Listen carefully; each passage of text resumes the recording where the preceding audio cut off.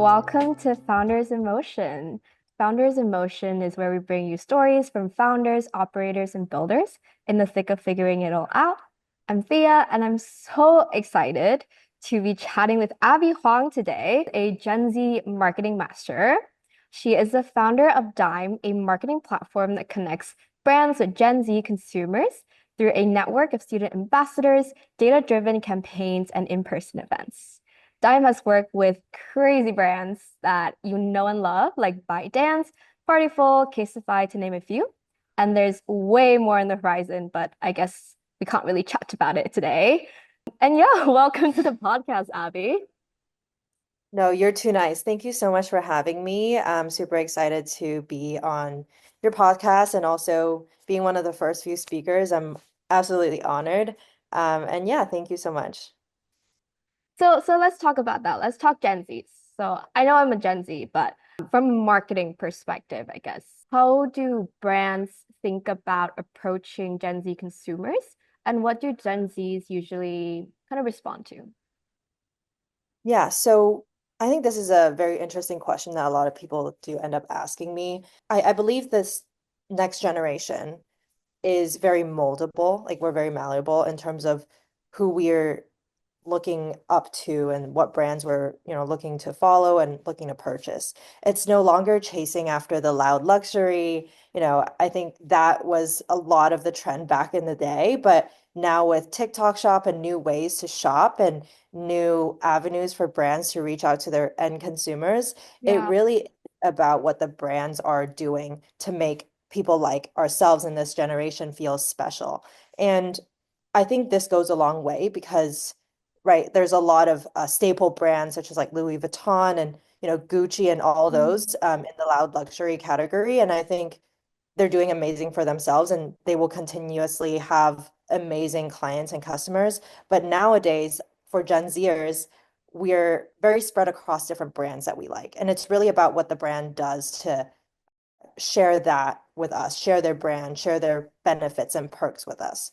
So, one thing that I think is really important is being able to connect with their end users. These brands don't really just work with, the largest influencers and pray Yeah. that they're going to get Gen Z sales, right? It Yeah. really is about reaching a lot of Gen Zers and a lot of end users and making them feel like, the brand is right next to them. So one thing that we've done and we've seen as a great success story is mass gifting and mass ambassador campaigns. What we've done with our ambassador campaigns is we're not focusing on the largest creators and making them feel like really special, right? Because they might not even be the end users for the brand. Yeah. They get so many gifts and they shout out so many brands. You Actually, I don't think have to say, like, I love watching those videos where like the big influencers like unbox all of their gifting it's over the crazy. holidays, and I'm like, that's crazy. It's like a mountain of things like accumulated within a month. Right. It's a mountain of things that, and a mountain of brands that potentially they might not even be the end users for. Yeah, and they They get like all two, these three brands. seconds on like a random like reels.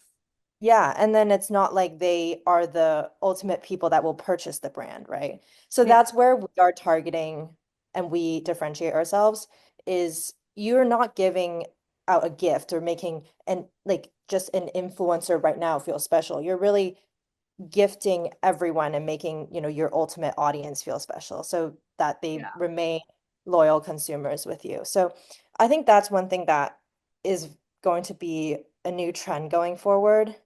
And I really do hope that it is because as you mentioned, all these influencers getting like a mountain of gifts. Why not gift out those to people who will actually buy your products, right? So one thing that and one case study that was very successful for one of our ambassador launch campaigns is with Lulu's. So they did a mass sorority gifting for people that are looking to buy going out clothes like constantly. So this like not only leaves an impression and they feel special about, oh, I'm being gifted by Lulu's. This also allows them because they're the end users, the next time they want to buy a dress, they're like, oh, I've been gifted from Lulu's, like I'd definitely check out their site or I'd make a purchase through Lulu. It's like these products, like you see Louis Vuitton sending a whole bag to like these influencers, and it's like a lot of the times like they might not be the people that will buy your bags. Yeah. Um, the people that will buy the Louis Vuitton bags are not influencers per se, but then they get gifted, which is like great marketing tactic. I think both sides needs to be used to be very effective. So Yeah. we're targeting the latter side, like being able to speak to your end users. That's super interesting. So it really comes with both sides. Brands need to identify kind of target users and therefore kind of target influencers and target people that they want to reach out to help market. And then on Dime side, like identifying the different segments of groups of people within even like a university campus that would be well suited for promoting a particular item. So on the flip side of like managing kind of that student ambassador network, like how does a team think about who will be a great kind of student ambassador in micro influencer and kind of helping them grow throughout their influencer journey? Yeah, I think the term influencer nowadays is tossed around and used like it wasn't meant Yeah. to be used like initially. So I kind of like the word ambassador a lot more because it's like a brand ambassador, and that person can be an influencer, they can be a micro influencer. But what I think was very interesting with like selecting these people, right? It's Yeah. ultimately about who the brand wants because client ultimately decides on what their brand image is. Like they know their brand the best. Of course, we can offer advice and whatnot, and but ultimately we do make sure that our service and our products are catered towards our clients. So if our clients like, oh, I just want to focus on sororities or I want to focus on recent grads who are content creators, then we really hyper target to those communities. And yeah, going back to the same point earlier is just that these people, they're ultimately just regular either students or recent grads working 9 to 5, or they're doing their own very exciting startups or ventures. They like to create content on the side, and I think that just adds like another personal touch for a lot of these brands. So being able to target people like that who are not constantly just like bombarded with gifts and different brand deals, and we know that these people are being paid to do like an ad campaign. I think that goes a long way because it's like, hey, like I actually know that person from school, or I know that person's like a peer and they're Yeah. working with like cool brands. So like I'm gonna check it out. But when it comes to another sort of like influencer that I may or may not follow, it we know what is the behind the scenes, and we know that there's money going in, money going out. They're tracking all the metrics versus if it's just a regular ambassador campaign where it's like, hey, like a cool person doing cool things. Like I definitely want to check that out and learn more about the brand. Ultimately, I think paid advertising also goes a long way. So I think a combination, which we are doing for our clients, is being able to launch an ambassador program and hyper target with paid advertisings. Yeah, I mean that's super interesting. And I do very much agree with you. The influencer term has just been thrown a lot around in the last 5 to 7 years. And now I want to shift gears a little bit. Um, let's talk TikTok. Mhm. So Crazy. crazy. So, and maybe not TikTok, but TikTok's Chinese little sister. So, XiaoHongShu or Red Note took over US app downloads and the news in the days preluding to TikTok bans. Well, not ban anymore, but impending ban. What is your perspective on XiaoHongShu's durability in the US market? Yeah, I think this is super, super interesting and so relevant to, the recent days of social media. Because I kid you not, when the message popped up and you can no longer use TikTok, like I have a team, right, doing a lot of my content.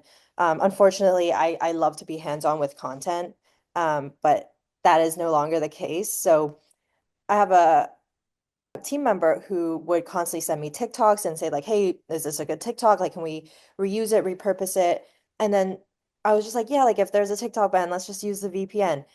but like that was not the case. I don't think VPN works during, the time of the ban. So we were just freaking out Really? during, we're like, oh my God, like where do we get our content? Like, should we go to XiaoHongShu? Like, should we like work with our current creators to get their content? Like that's so much work and this and that. So, and then I think there was just like a moment of shock during that period. And I messaged a lot of my clients and I was just like, hey, like, stay tuned. Like, there's new arenas and avenues that we can explore to, target that generation if it's actually going to be banned. We can look into Xiaohongshu, we can look heavier into Instagram and, whatnot. And I think the clients also knew that this was an impending issue that they would ultimately have to face. And we saw everyone go to Xiaohongshu even before the ban officially started and all the hype. Yeah. So a lot of my clients requested from me, they're like, hey, like, can we look into XiaoHongShu? Do you have creators there? Like, can we, ambassadors, like let's launch a, smaller campaign for XiaoHongShu. And we actually did one for Oh, a really? yeah, yeah, like literally last minute because they're like, oh no, like I think, we want to run off this hype. And this client is an Asia-based brand, so they're very flexible with Xiaohongshu. And, they're like, oh, we should kind of get started on this. Like right now, like there's a deadline of like Jan 19th, and we have a really good relationship. So it's really like if they have any needs from us and our ambassadors, like we're able to get it done. But really in that short period of time, we were able to cater towards like some of our clients and seeing that they're also seeing xiaohongshu as an opportunity is very interesting. And then going back to your question, I definitely am seeing how brands are very reliant on TikTok, which is great because like one of my clients, like I just checked like recently, had over seven figures, like high seven figures in revenue on TikTok Shop. And just to No like think about way. their perspective, yeah, from their perspective, They they must have been freaking lose out over that, the TikTok ban. right. Right. So they lose that revenue stream. And, I just can't imagine like kind of being in their shoes and having to kind of go through that moment of panic because, for us, it's like, hey, we always have other revenue streams and we're always trying to target new avenues for our clients. If they like TikTok, we'll do TikTok, but if they like other platforms, like we'll be flexible. Versus these clients, like I think there's a lot of really good sales that came from TikTok. Very interesting. So I definitely, feel for them. Like for Dime too, right? Like one of our clients is we're slightly impacted by the ban. And, that's a little bit unfortunate on our end, but we definitely strive to continue working with the amazing people from those companies that were impacted by the TikTok ban. And I think this just goes to show that we couldn't really spread ourselves thin on like one platform. Finally, the point of will it be going away? So I think for the very like US based brands that we work with, like Xiaohongshu was never in the equation. But for a lot of our international clients, which we have a lot, they're like, oh, can we think about XiaoHongShu? Can we look into XiaoHongShu? So the clients were definitely there for the hype in terms of like the international clients. However, I don't really see the current continuation, at least of now, like as of now, because of the, it being 12 hours and TikTok being back. I do realize that there is a, uptick of users on the platform. So a lot of American users, a lot of ABCs or international students and like student creators kind of jumped onto Xiaohongshu, and I think that will continue. I think there will be resurfaced like interest from these creators on Xiaohongshu. But in terms of user downloads and continuous content and like seeing all these celebrities come on, like I think that hype has probably died down and may not continue until, there's no other solution uh, after TikTok. But right now, TikTok seems like it's doing fine. And I think, Xiaohongshu would be a great avenue for a lot of international brands, but probably not fully integrated into the US. And I don't think it ever could be because of all the restrictions, right? There's so Yeah. many restrictions from the Chinese government. I was talking to a brand the other day called Dairy Ring. It's called DR in Asia, and it's like you may have heard of it. It's like the ring where like you could only purchase that ring once for your significant other because they check your IDs and all of that. So it's like Wow. a romantic gesture. It's like, oh, you can, oh, like your boyfriend or your like fiance bought this ring for you, it means that like they've never bought it for like anyone else. They've done really well and volumes on like social media. And they're looking to look into the US market. So you work with brands of varying different sizes. And I was just wondering, like, if there weren't a very early stage company just starting out with super limited budget, super limited reach, what advice would you give them on building an authentic and engaging connection with their consumer or future consumer? Yeah, I love that question because, Dime, we work with a lot of large companies that have either IPO'd or are doing billion plus like in revenue. But we've also, and we don't share this often, but we also take a lot of sales call and client calls advising smaller companies and smaller startups that may be interested in our solution down the line. Or we've actually worked with some of these startups that are, you know, semi on the ground, or they've had great products and they've had traction. Or yeah, like we don't really say like, hey, if you don't hit, this certain mark in terms of revenue and whatnot, we're not working with you. It looks like that in terms of like the client volumes that we're doing because they just have a lot of marketing budget. And I think that's like the good things and advantages that comes with being a big company. You just have a marketing budget to raise brand awareness, which goes a long way, but you may not immediately see an uptick in one sale or like, dollar sign to dollar sign. But it's hard to track a lot of these things. And I think there's so many startups even trying to do that and, track like, hey, like if I've invested this much into this marketing campaign, what am I getting out of it? And like who's ultimately buying from this marketing campaign? But you really lose out on so many of those like buyers who may be impacted by like a friend of yours like posting about it. Oh, maybe I'll go and, purchase the product. And, the other people that are seeing the content or whatever the marketing campaign is may go and purchase the product, but it's untracked. So there's like so many different ways to track a lot of these metrics that end up just not being very effective. So I really do advise companies that obviously have the bandwidth to invest in marketing to invest in a little bit of marketing when they're starting out because the brand image definitely puts the brand out there and it defines the brand. We've actually worked on a very cool campaign with a smaller size company, but then their values are super powerful. And I think that really ties into some of our core values because it looks like on the outside, like, hey, we're having fun, like we're a group of people that, a community, and we strive for being able to deliver these products and these campaigns for groups that may not immediately resurface or surface as like our, immediate brand. And I think that direction of that campaign is something that I truly believe in. And like I'm excited to do more with this client and this brand because I think the messaging is very powerful and something that I'd love to push forth. So yeah, like moving a little bit, segueing a little bit to your journey of building Dime. So one of the secret perks of hosting this podcast is getting a preview pass to Abby's story before we hit record, partly so I can ask the right questions, but also so we don't spill anything confidential. So during our chat, one thing that really stuck out to me was Abby mentioning getting her first client was such an uphill battle. So tell me, Abby, like how did you fight this battle? How did you do it?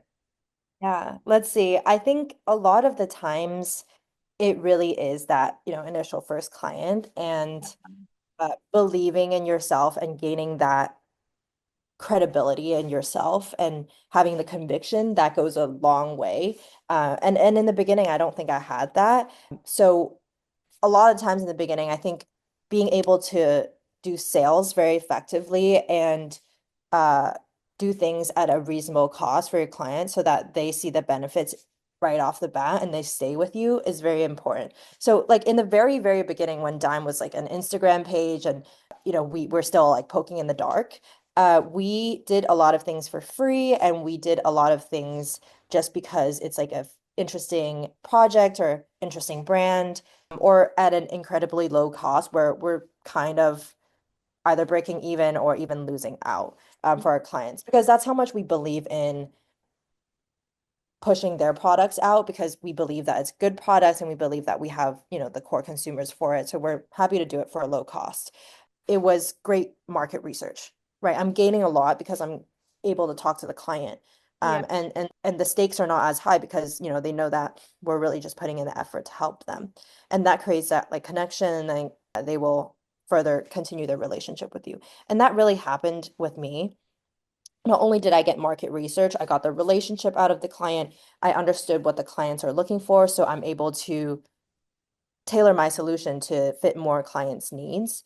So delivering on a campaign also for a lower cost and higher volume, so being able to do more campaigns is like training a muscle initially. You're Yeah. really being able to capture a lot of these clients and like what their needs are and try to deliver on them. It's like training yourself. And one thing that one of the really like successful founders have like once told me, pretty recently actually, and this is a company that we may or may not collaborate with, we don't know, but one of the founders there runs like this crazy company, sells like crazy amounts on Amazon. He was like, really get good at one thing. If your clients are tasking you with a task that is not your main trajectory or like your main goal, then, really do think about that if you want to do, all that time commitment or commit your time to doing a project that isn't your main focus. Because once you get good at your main focus, you're able to upcharge, you're able to do higher volumes, Yeah. and really gain the most out of this skill that you've built, right? That other people may not have. So it's like a moat that you create for yourself and your company. Yeah. Yeah. I mean, that completely makes sense. And obviously, I guess like in this new day and age, client relationships aren't just kind of a one-off email. Like everyone that I've talked to really emphasizes on the idea of need to build that relationship slowly, kind of build that rapport. And then slowly they might become referrals or even advisors that could help you on your journey. Yeah. Yeah, that's actually really interesting because initially, yeah, exactly. It either starts off as a cold email or a referral and whatnot. Our larger brand deals eventually came after we found more of a product market fit, and we've tried and tested it out with like smaller brands at a low cost. And then we came across the interest of Casetify, which is an amazing company, Yeah. founded my hometown as well. So I had, personal connection to the company as I've seen it in my younger days, like growing up in Hong Kong, when it's just starting, and then definitely, great brand overall. And it's crazy to see how much they've expanded. Yeah, they're doing a lot on like US expansion, and the whole brand is so young in terms of their target audience. They're looking for Gen Zers, and you see all these celebrities and whatnot just organically using the brand because it's good. And they're not, being paid for certain campaigns, which I think that is so cool to see, because a lot of the times like these creators and large influencers or celebrities like Kylie Jenner, for example, they get paid so much to do an ad for a product that they don't even use. Yeah. But then these, phone cases they actually use religiously, and you just see it on their Instagram pages. And it's like really cool to see what is an actual product that they like. Yeah. Um, and yeah, and it's an amazing journey being able to work with them, and we're continuously working with them right now on different projects and focusing on different needs. And yeah, ambassador campaigns, all that fun stuff. Yeah, one thing that really stuck out when you were talking to me was the idea of product market fit. Talk to me a little bit about what was the early days iteration of Dime and what did that look like? So back in the day, we were poking in a lot of places. And funny enough, the name Dime Ambassador kind of came about in a way that I did not even know what Dime was, but people just started calling themselves as like our ambassadors and Dime ambassadors. And I was like, that had a good ring to it. And then that kind of took me to a spot where, hey, we want to run ambassador campaigns and stuff that would allow companies to mass target these ambassadors. and reach their end users, become more so of a Facebook ad rather than matching software with like the largest influencers or like the largest like people to collaborate with because there's like tons of other companies, amazing companies doing that. And I don't think that's an area where we'd like to compete. Um, and it's, yeah, oversaturated. In terms of finding product market fit, I do, the age-old saying of building something that people want is very important. I had to learn that when I got my first paying clients, right? Mm. That's when I've built something that people want. I think building something that people want really is key because that's product market fit. It's not about selling, one thing one time and calling it a day. Like, hey, I've sold one product. That's product market fit. Or I've sold one product to like 100 people. Like you know, they need to continuously come back. And I think that's product market fit for me because these clients are not just, hey, like I'll give your service or your company a try and then never hear back from you guys or never respond again.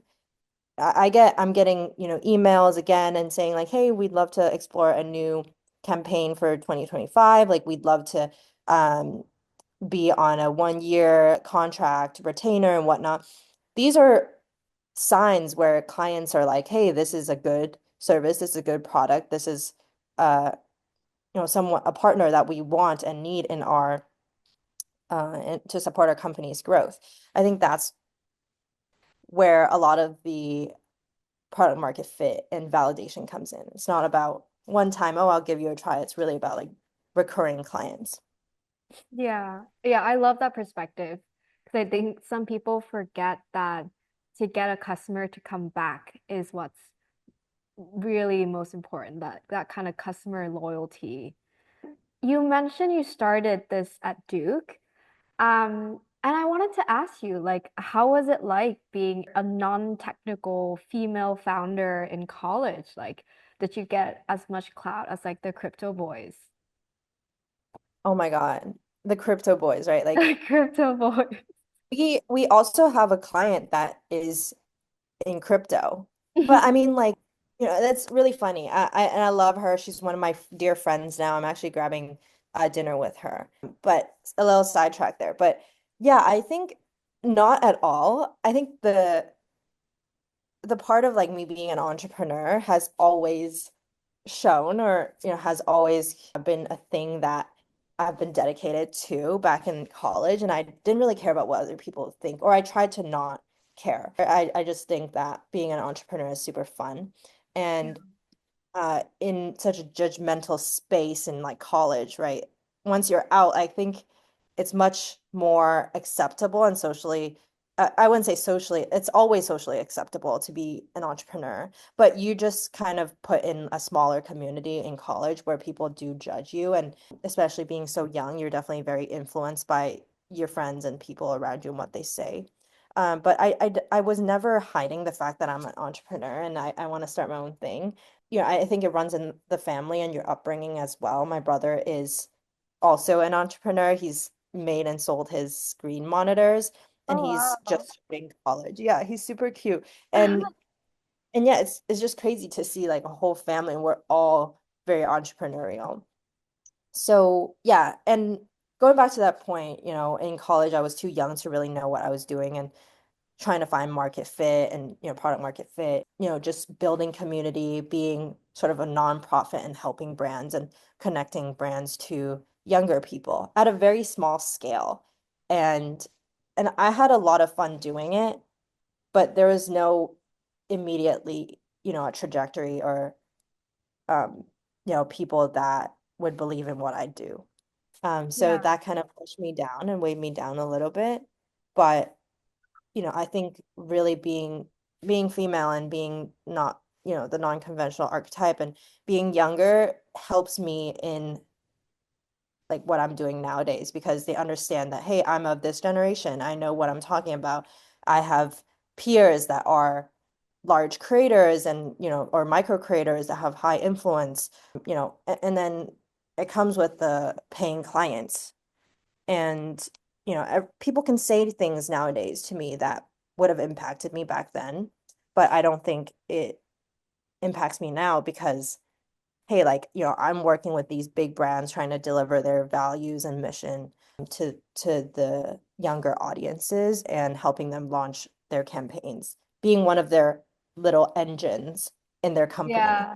I think that just gives me so much confidence and conviction and credibility. And I know now that I can definitely do it myself and, have a great team that supports me. But back in the day, I didn't know. So really being able to build up that confidence as a female founder is very important, I think. Yeah, I love that. I mean, Still working on it. I personally think females are very powerful. So I remember you mentioned one of your skills you picked up with Dime is being a better salesperson. Looking back, what's the wildest pitch or pitch strategy that you've used to land a client? This is a funny story of how I got better at pitching. I low key, with a bad product and you can still get sales by pitching that product, I think that really trains that sales skill, right? If you're able to sell people and get people to pay for a product that doesn't even work, I think that takes skill, right? That's some Well, sales I'm skills. hoping you're not selling products that don't work.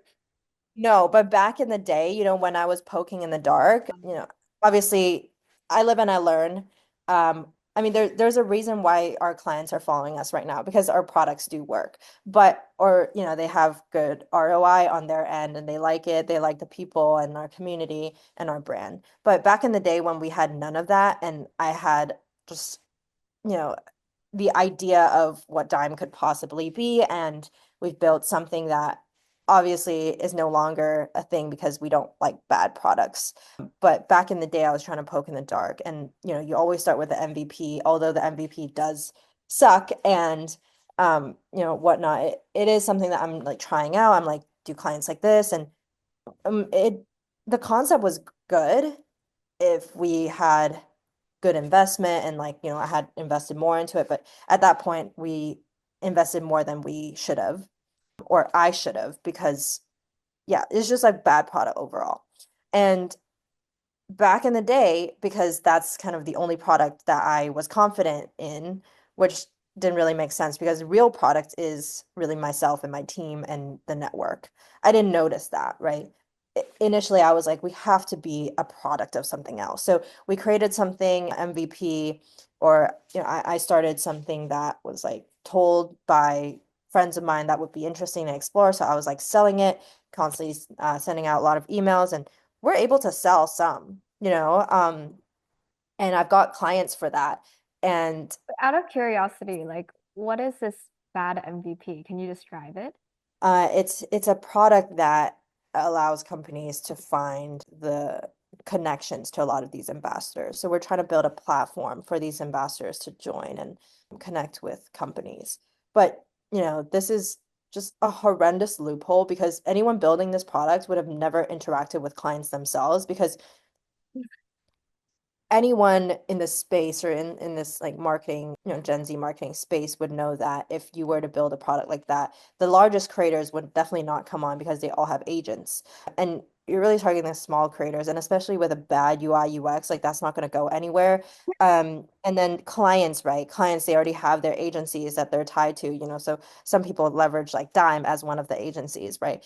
And we're building a product that tries to forego these agencies, and these clients are just not going to want to pick it up because it's like, I don't know how to use your platform, it's malfunctioning, and it blah blah blah. So we're really like at the end of the day, it's capturing the smallest startups that Yeah. may not have the budget for these agencies and the smallest creators. And at that point, there's no connection to be made because it's such a bad product, bad concept. And I realized that even though in halfway I realized that I'm still like, okay, I'm gonna keep selling. I'm gonna keep going.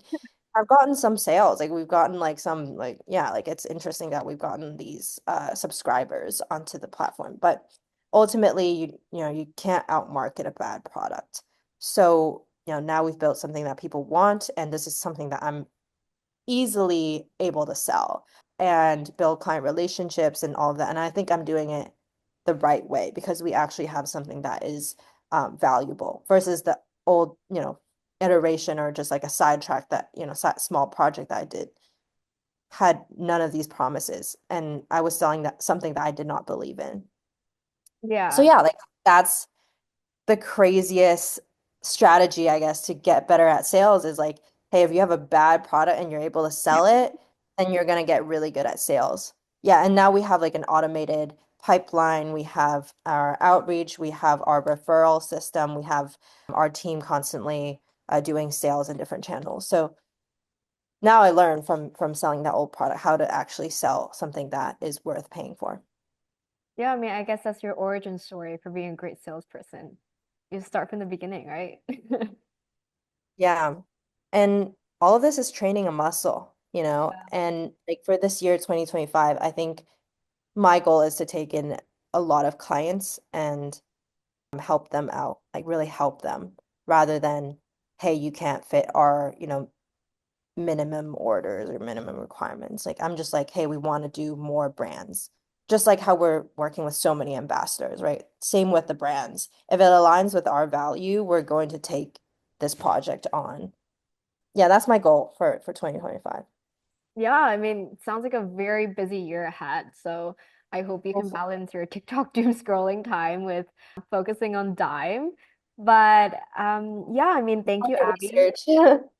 Market research. You'd be surprised what's on TikTok Shop and how it's like a new Amazon in a way. But you Yeah, don't realize it. You don't realize it. Yeah, someone said that, like one of my clients said that. That's really interesting. yeah. Yeah. I mean, thank you, Abby, for coming on to the show. It's truly been such a fun time speaking with you. And yeah, like looking forward to see what Dime is up to in 2025 and hopefully have you again. Yeah, I'm so excited. Thank you so much. Also super nice meeting you in this process and being able to share a bit more about my journey.